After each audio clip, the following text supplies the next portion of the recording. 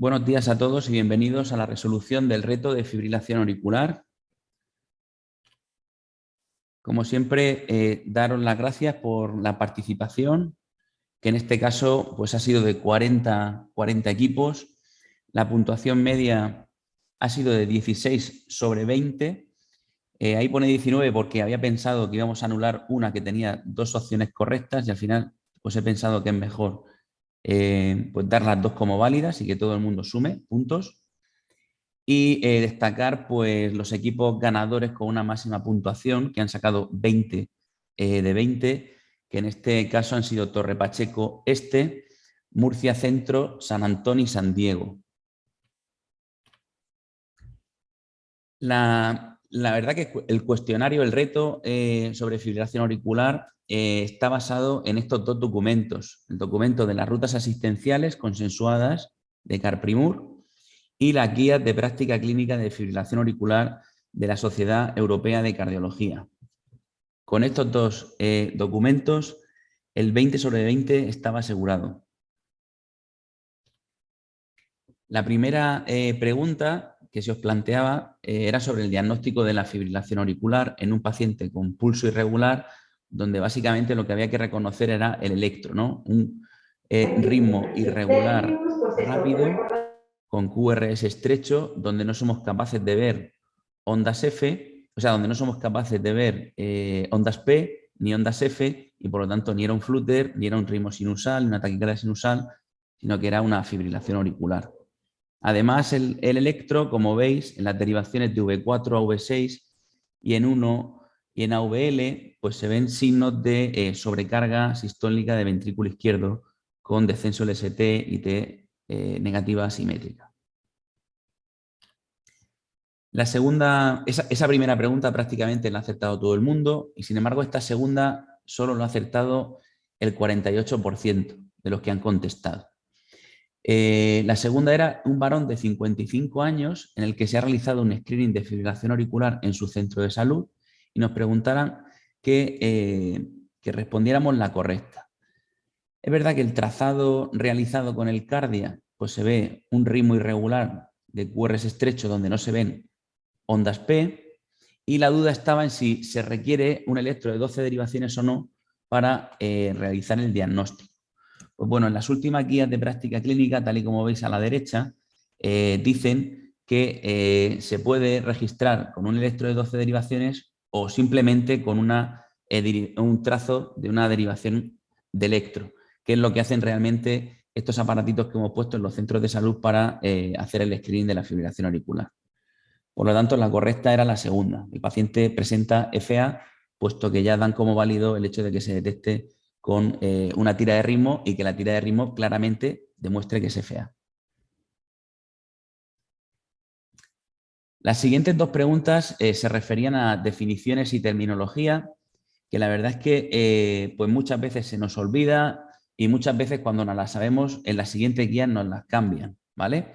La primera nos hacía referencia a cuál es la definición de fibrilación auricular paroxística, que es aquella que termina espontáneamente o tras cardioversión, ya sea farmacológica o eléctrica, en menos de 7 días, y que esto claramente ha cambiado con respecto a definiciones previas, porque antes se decía que cuando lo cardiovertías ya pasaba a ser persistente, ¿vale? Y la segunda, pues, se refería al término de fibrilación auricular valvular, y esto la verdad que cuando salieron los ensayos de los anticoagulantes orales directos creaba muchísima confusión y realmente tenemos que saber que la FA valvular se refiere a los pacientes que tienen fibrilación auricular con estenosis mitral reumática y a los pacientes que tienen prótesis mecánicas. El resto de valvulopatías o las prótesis biológicas no son consideradas en pacientes con fibrilación auricular como FA valvular. En las últimas guías pues, nos actualizan las definiciones de cada uno de estos términos, de paroxística, primer diagnóstico, persistente, y nos dicen, como veis abajo, cuáles no se recomiendan utilizar. De hecho, no se recomienda utilizar el término ya de valvular y no valvular, y tampoco se recomienda el término de fibrilación auricular crónica. ¿De acuerdo? La siguiente cuestión es ¿cuál de los siguientes no es un factor de riesgo de fibrilación auricular? Y aquí la verdad es que me encantó ver que el 100% acertó, lo cual pues muchas veces es que no estás atento y fallas, pues aquí todo el mundo estaba atento. Y bueno, pues destacar el papel del síndrome de la apnea del sueño y de la obesidad como factores de riesgo de fibrilación auricular. Tenemos que intentar tratar la obesidad para curar el SAOS muchas veces y evitar FA. Y bueno, la dilatación auricular es algo clásico que se relaciona con la FA. El ejercicio físico moderado y leve no se relaciona con un aumento del riesgo de FA, pero sí que es verdad que el ejercicio físico de alta intensidad y de tipo pues, maratones, los Ironman, estos que hace la gente, triatlón, todas estas cosas que son de alta intensidad o de altas capacidades, sí que es verdad que aumentan el riesgo de fibrilación auricular. Aquí os pongo un cuadro resumen de los factores de riesgo de la fibrilación auricular y destacar fundamental, pues, los factores de riesgo en los que atención primaria puede intervenir. Básicamente es el promover hábitos de vida cardiosaludables, el hacer prevención cardiovascular y eso a su vez pues lleva pues, que no tengas enfermedad coronaria, que no tengas insuficiencia cardíaca y bueno, creo que es de lo más importante. A continuación nos preguntaban sobre la fibrilación auricular y los síntomas, la forma de manifestarse y también pues prácticamente el 100% sabe que la FA da palpitaciones, que puede dar síncope, que puede dar un ictus y que puede dar disnea o angina. Importante el hecho de que puede dar angina porque muchas veces vemos pacientes con fibrilación auricular rápida que acuden a nuestras consultas con opresión precordial, o sea, con angina, y esa angina a veces es tratada como si se tratase de un síndrome coronario agudo y se le da doble antiagregación con el riesgo de hemorragia que eso supone y realmente fisiopatológicamente en estos pacientes la angina para nada tiene que ver con que las arterias coronarias tengan un trombo, sino que es que como el paciente se pone muy rápido, pues digamos que aumenta la demanda sobre unas lesiones coronarias estables, sin trombo, o sobre unas coronarias sin lesiones, pero con un ventrículo ligeramente hipertrófico a veces, y que no hay que dar esa doble antianegación. Realmente en estos pacientes lo que hay que intentar hacer es controlar la frecuencia cardíaca y olvidarte de aumentar el riesgo hemorrágico dando carga antiplaquetaria.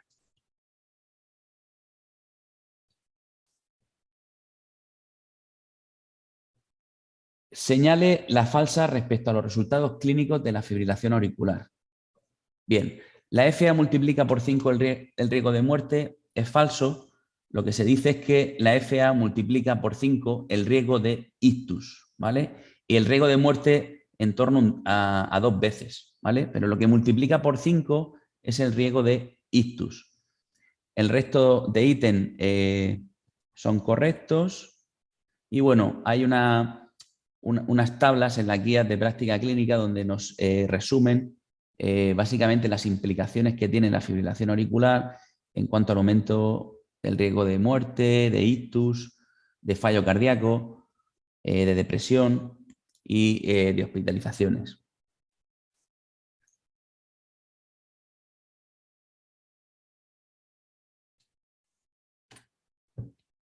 Señale la falsa respecto al screening de fibrilación auricular.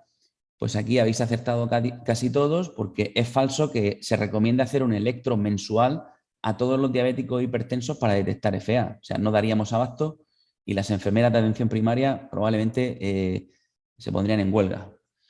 Las guías de práctica clínica del 2020 nos decían que en mayores de 65 años se recomendaba tomar el pulso y o el registro de tiras de ritmo.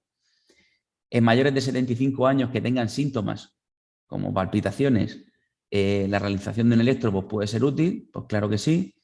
Y los marcapasos a los desfibriladores continuamente nos están dando alertas porque detectan pues no solo fibrilación auricular, sino otras cosas que cursan de forma asintomática. O sea que las 3 primeras eran verdad y la última falsa. Aquí os quería decir que desde hace un par de semanas tenemos activo un protocolo de screening de fibrilación auricular en todos los centros de salud de la región de Murcia. Faltaban varias áreas por activar y se activaron todas el otro día, donde la población diana, cuando empezamos el protocolo, era lo que decían las guías, mayores de 65 años, y con el objetivo de crear menos ruido e ir a gente que tenga más riesgo, pues nos hemos permitido el lujo de modificar un poco las recomendaciones de las guías en base a la evidencia que ha salido posteriormente a su publicación y nos centramos en los mayores de 75 años. Las enfermeras están tomando pulso y haciendo registros con cardias.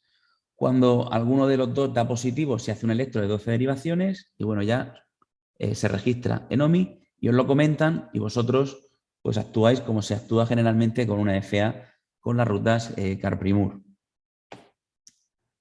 Desde abril del 2021 que empezamos hasta septiembre del 2022, pues casi 10.000 screening hechos en más de 7.000 personas, con una tasa de diagnósticos de nuevo, si nos referimos solo a fibrilación auricular, de 0,8%, si bien es verdad que se han diagnosticado otro tipo de arritmias gracias a este screening.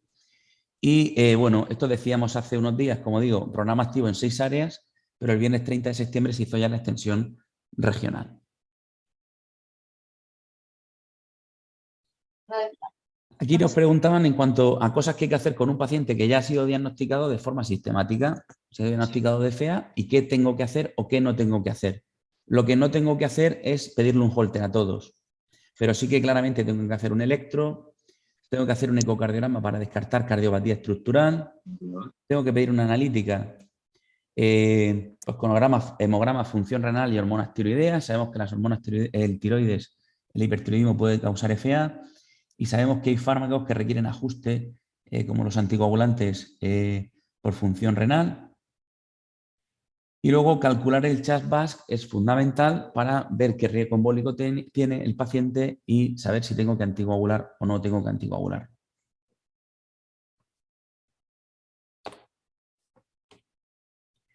En cuanto a la escala de CHA2-VASc, nos preguntaban que la letra H a qué hace referencia y casi todos pues habéis puesto la correcta, que es hipertensión. Y en la siguiente diapositiva lo que hacemos es un poco pues mostraros todas las variables que están incluidas en este score, que es la insuficiencia cardíaca, la hipertensión, la edad, la diabetes, la presencia de ictus previo, vasculopatía periférica y el sexo. Importante, cuando tenemos una fibrilación auricular que no es valvular, o sea que no tenemos prótesis mecánica y no tenemos estenosis mitral, lo que hacemos es calcular el CHA2-VASc para ver qué pacientes tienen mayor o menor riesgo de tener una embolia y por lo tanto si requieren o no iniciar anticoagulantes. Cuando tienes un CHA2-VASc de 1 en varones o 2, mayor o igual a 2 en mujeres, se recomienda anticoagular y esta evidencia de recomendar anticoagular es mayor cuando es mayor o igual a 2 en varones y mayor o igual a 3 en mujeres. Se recomienda iniciar con anticoagulantes orales directos en estos pacientes que tienen FA no valvular. Señale la correcta respecto a los factores de riesgo de sangrado en pacientes con fibrilación auricular. Aquí nos decía que la presencia de estenosis aórtica se asocia a mayor riesgo de sangrado digestivo. Eso es verdad, ¿vale? Eso es verdad. O sea, la estenosis aórtica, de hecho, siempre nos explicaban en la carrera el síndrome de Hayden, que se asociaba a sangrados digestivos, y parece ser que el factor 8 en los pacientes con estenosis aórtica, pues como la salida de la sangre del corazón es turbulenta, pues dicen que se fragmenta, deja de ser funcionante, y eso a nivel de la mucosa digestiva pues suele hacer que los pacientes sangran. De hecho, no está demostrado, pero es probable que la resolución, hay distintos casos reportados sobre que pacientes que estaban sangrando, tras cambiarle la válvula aórtica, dejan de sangrar. Luego, el resto de opciones claramente son falsas. La primera, la asociación de anticoagulación y integración se asocia con menor mortalidad. Pues ya sabemos que no. Yo creo que en la región de Murcia los médicos de familia y los cardiólogos hemos hecho un trabajo bastante importante para evitar el riesgo de hemorragia de estos pacientes que iban con terapias combinadas de anticoagulantes y antiagregantes sin justificar. Hemos recibido cientos de interconsultas no presenciales para que el cardiólogo valorara si era preciso o no mantener terapias combinadas y en cientos de veces hemos conseguido evitar el riesgo de sangrado porque hemos quitado medicación concomitante. El uso de anticoagulantes orales directos disminuye el riesgo de hemorragia digestiva respecto a la AVK.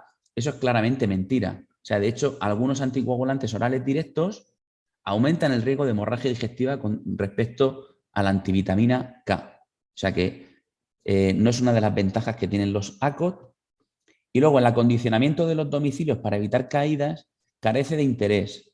Esto es mentira también, porque el acondicionamiento de los domicilios, aunque no nos lo ponga en la guía de práctica clínica como un factor de riesgo de hemorragia reversible, pues podemos mejorarlo y con eso evitar caídas y evitar hemorragias. ¿De acuerdo? O sea que es muy importante que a la gente mayor, anciana, pues se le acondicione el domicilio con el objetivo de evitar esto. En las guías de práctica clínica tenemos tablas con factores de riesgo modificables y no modificables. Deciros que los biomarcadores sirven para publicar mucho, pero realmente utilidad clínica yo creo que tienen poca.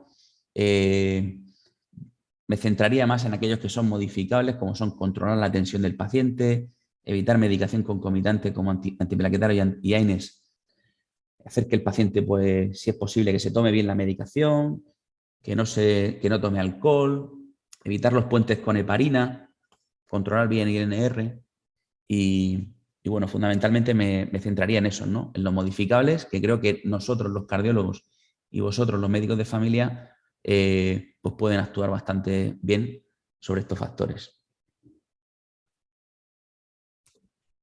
Siguiente, mujer de 52 años con hipertensión arterial y dislipemia que acude a la consulta por palpitaciones desde hace un mes bien toleradas. Se hace un electro donde se ve que tiene fibrilación auricular. ¿Vale?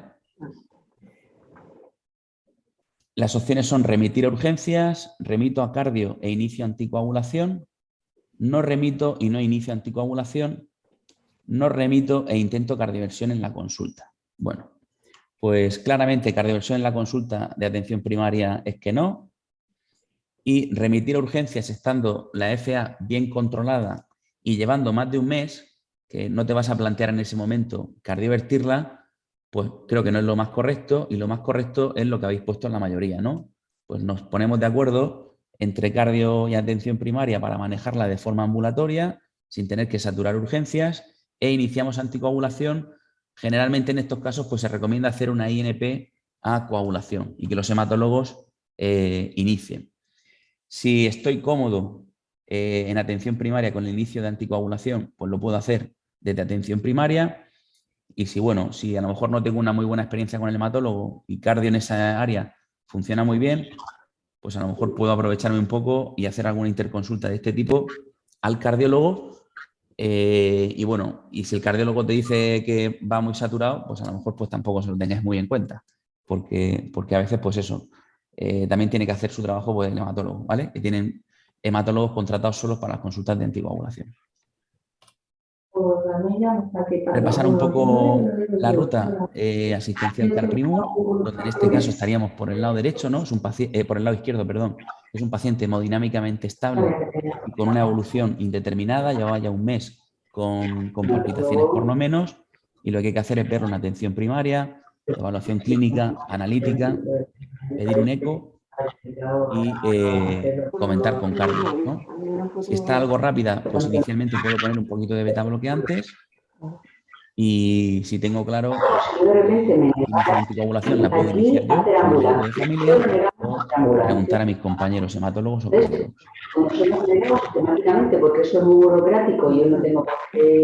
Aquí nos preguntaban cuándo no está indicada la anticoagulación oral a largo plazo y ya os digo que he dado las dos como verdaderas, las dos La que causaba problemas era la de mujer de 60 años diabética que no ponía con FA. Pero bueno, una mujer de 60 años diabética claramente no tiene que estar anticoagulada. Y una mujer de 35 años con FA e hipertiroidismo tampoco. ¿Vale? Pues tiene un chat-BAS de 1, siendo mujer. Nuevamente, el algoritmo, ¿no? Que lo sabéis prácticamente todos o todos. Calcular el chat-BAS con la idea de anticoagular o no anticoagular en los pacientes con FA. Y si el paciente tiene FA valvular, tiene prótesis mecánica o estenosis mitral, directamente va a antivitamina K. ¿En cuál de los siguientes casos no está indicado el uso de anticoagulantes orales directos? Pues justo es lo que acabamos de decir, ¿no? En pacientes que tengan prótesis mecánicas o que tengan estenosis mitral, no debemos utilizar anticoagulantes orales directos. De hecho, ya hay evidencia con al menos 2 ensayos que yo conozca que están publicados, uno con dabigatran con prótesis que salió mal, o sea, salió mejor el antivitamina K que el anticoagulante oral directo, y otro que se ha publicado recientemente en el Europeo de Cardiología de este año, el Invictus, que enfrentaba rivaroxaban frente a antivitamina K en el contexto de estenosis mitral reumática y que ha salido mejor el antivitamina K. ¿De acuerdo? En el resto de casos, pues sí que está indicado la anticoagulación oral directa.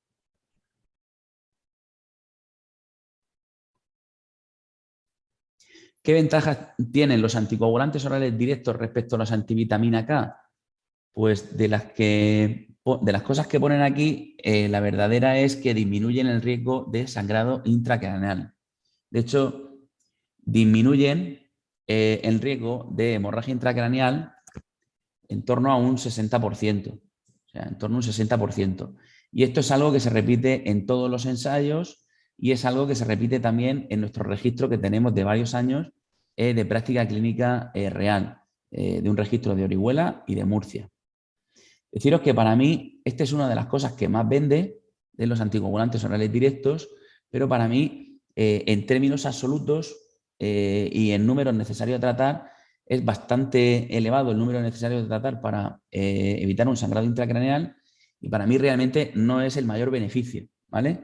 Para mí hay otros muchos beneficios que tienen estos anticoagulantes orales directos y que no tienen que ver con la disminución del sangrado intracraneal. Porque claramente, vamos, viéndolo de forma individual, que te disminuyan 2/3 el sangrado intracraneal es muy importante, ¿vale?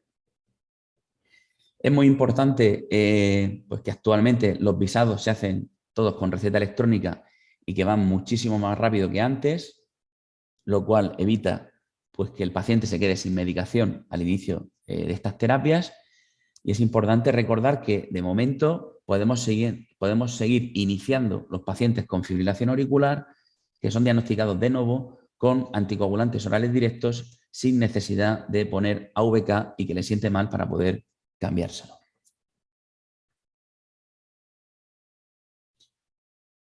¿Cuál de los siguientes factores es menos determinante a la hora de realizar una cardioversión en un paciente con fibrilación auricular?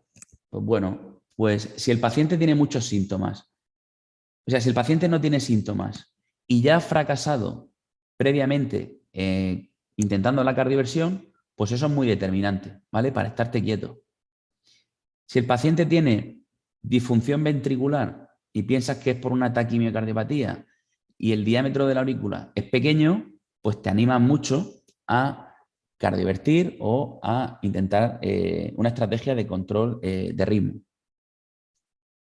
Sin embargo, si el paciente tiene función ventricular normal y tiene unas aurículas de 6 centímetros, pues normalmente te estás quieto y sueles hacer control de frecuencia, porque la tasa de fracaso de la cardioversión en un paciente con un diámetro auricular tan alto es muy alta. Y luego la etiología y la duración de la fibrilación auricular también es muy importante, porque sabemos que si el paciente, por ejemplo, tiene una estenosis mitral reumática, la tasa de recidivas es altísima y si la duración es indeterminada y es de larga duración, pues también suele ser un factor de riesgo de fracaso y de que vuelva a estar en FA enseguida. La edad es verdad que a veces nos condiciona, O sea, pues un paciente anciano pues sueles intentar pues ser más conservador y hacer más control de frecuencia cardíaca, pero digamos que los otros que están anteriormente mencionados prevalecen sobre la edad. Porque si un paciente anciano tiene muchos síntomas y nunca se ha intentado hacer una cardioversión, pues probablemente, aunque sea anciano, también vas a intentar cardiovertirlo con la idea de mejorarle los síntomas. La siguiente nos hacía referencia a un varón de 85 años con factores de riesgo que bueno, estaba tratado con diferentes fármacos, entre ellos estaba anticoagulado con apixaban y estaba en tratamiento con flecainida como para evitar recurrencias. Pero claro, el electro que nos ponen está en FA. Entonces, si está en FA, pues lo normal, lo que hay que hacer, que es lo que habéis dicho vosotros, la mayoría, pues es quitarle la fleca. Entre otras cosas, pues porque está fracasando, ¿no? Es una cosa que la estás poniendo para intentar mantener el ritmo sinusal y es que no está en ritmo sinusal, sino que está en FA. Las siguientes opciones no tiene indicación de anticoagulación, es falso porque el chat-BAS es de 4. El paciente está lento, por lo que retiro bisoprolol, mentira, porque está con 99 latidos por minuto. Deciros que el control de la frecuencia cardíaca en pacientes con fibrilación auricular es el objetivo bastante laxo, o sea que entre 40 y 100 latidos por minuto, incluso hay gente que dice 110 latidos por minuto, al paciente hay que darle tranquilidad y nosotros también tenemos que estar tranquilos. No es infrecuente que un paciente con FA con frecuencia de 45 pues nos lo manden como interconsulta porque hay dudas. Y aprovecho este foro que hay mucha gente conectada para decir que si está 45 es asintomático y cuando camina tiene una competencia cronotrópica normal, no hay que hacer nada. O sea que de 40 a 100, tranquilidad. Y el uso de ISGLT2 en este tipo de pacientes, pues está claro que es beneficioso. O sea, supongo que os estarán dando 40.000 charlas sobre los ISGLT2. Ya lo sabíamos antes de pacientes diabéticos, el EMPA-REC y el DICLER, y ahora pues todos los ensayos que hay con insuficiencia cardíaca, ¿no? Donde se ve claramente que disminuyen los eventos y fundamentalmente lo que se disminuye es el reingreso por insuficiencia cardíaca en estos pacientes.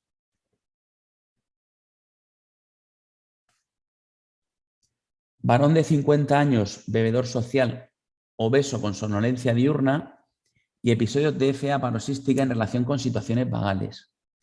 Nos dicen cuál no es útil para disminuir recidivas. Vale, el que no es útil para disminuir recidivas es el bisoprolol. ¿Vale?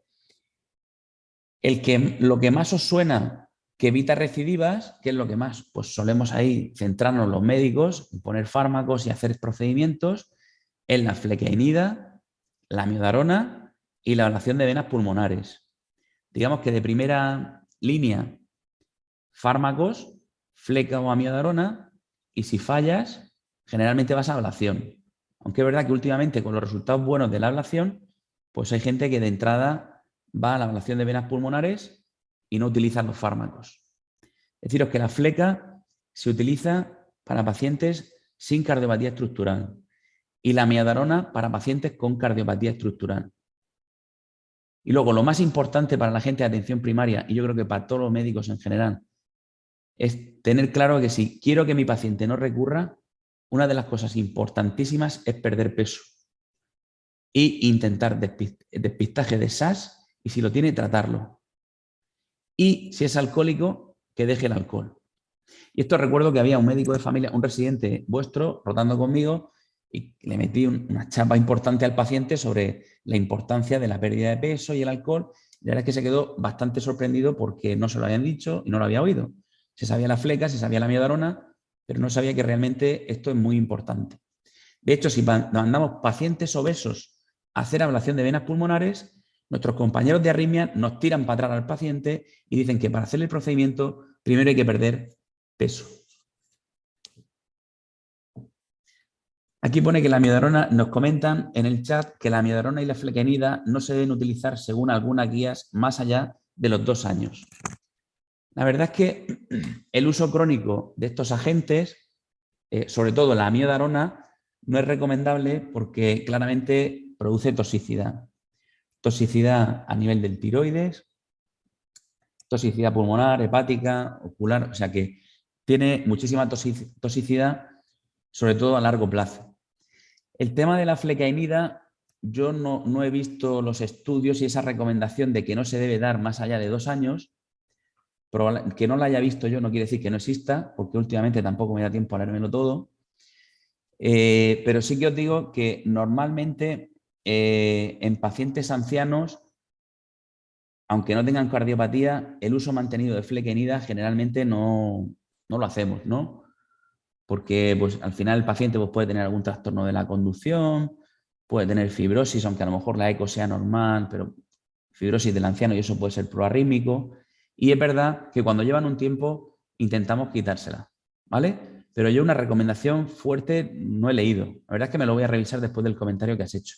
La amiodarona está claro que intentar evitar el uso a largo plazo.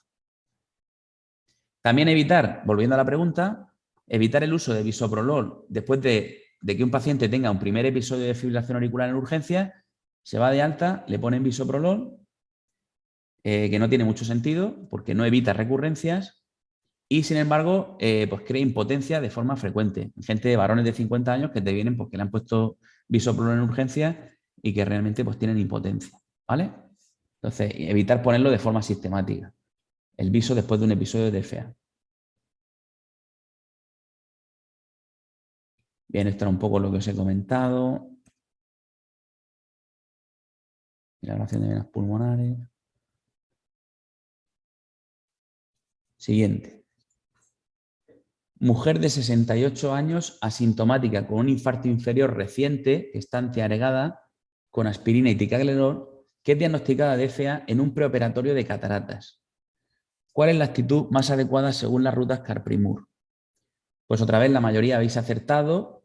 Lo más adecuado es consultar con cardio. Y en este caso pensamos que no es adecuado consultar con hemato porque, si os dais cuenta, tiene un infarto reciente y está doble antiagregada. Y es verdad que en las rutas asistenciales Carprimur os decíamos que si el paciente lleva antiagregación concomitante por un síndrome coronario reciente o se va a hacer algún procedimiento cardiológico complejo tipo ablación o TAVI, digamos que esto lo manejamos un poquito mejor nosotros que los hematólogos porque estamos mucho más familiarizados con los estudios que hay en este contexto. ¿De acuerdo? O sea que si hay antiagregantes y anticoagulantes mezclados y síndrome coronario agudo reciente, no nos importa que nos hagáis una interconsulta y nosotros os vamos a decir qué es lo que hay que hacer en ese momento con la intervención. ¿De acuerdo? Para el resto, encantado de que lo haga hematología o atención primaria, si quiere, pues también. Si el caso es sencillo, también puede hacerlo atención primaria. En las rutas asistenciales de Carprimur, para los pacientes que están antiagregados, se os dan una serie de pautas muy sencillas, que si os acordáis, podéis ir, si tenéis el librito, a consultarlas, muchas veces mucho más rápido que hacer una interconsulta y que me contesten. Y recordaros que la Sociedad Española de Cardiología creó una aplicación que está en versión web y versión para el móvil, donde te hacen preguntas sencillas, tú vas contestando y te dicen realmente lo que hay que hacer con la anticoagulación y con la antiagregación. La verdad es que es una aplicación bastante práctica y es de las pocas que yo utilizo. Varón de 80 años con FA crónica, y nos han dicho en las guías que no hay que utilizar el término de FA crónica, pero bueno, como veis, pues en este caso tenemos que decir permanente, que no condiciona limitación funcional y con buen control de frecuencia cardíaca bajo tratamiento con beta bloqueantes. O sea, es un abuelo de 80 años con una FA que no le está condicionando nada y que la frecuencia cardíaca está controlada. Y nos preguntan que qué opinamos del seguimiento a largo plazo. Y aquí nos han dado como correcta que el seguimiento debe ser compartido bajo la premisa de una comunicación rápida y efectiva entre atención primaria y cardiología. ¿Vale? Pues vamos, yo creo que esa es la más correcta, ¿no? Es verdad que si alguien impugna diciendo que en la guía Carprimur pone que debe ser seguido por su médico de familia, pues bueno, os tendría que decir que realmente está la bidireccionalidad, ¿no? O sea, la bidireccionalidad en el algoritmo, pues siempre quiere decir, pues lo que decía ahí, la opción verdadera, ¿no? Que tiene que haber una comunicación fluida, que en este caso pues la tenemos en toda la región a través de interconsulta no presencial, y que a mí me gusta muy poco decir eso de que le doy el alta, ¿vale? O sea, el paciente con fibrilación auricular no le doy el alta. Lo paso a lo mejor a seguimiento en el ámbito de atención primaria, pero el seguimiento también es nuestro, o sea, es compartido. Y en todo momento, el médico de familia puede tener cualquier duda y comentar con el cardiólogo, igual que el cardiólogo, pues puede consultar con otros compañeros o con el médico de familia, ¿vale?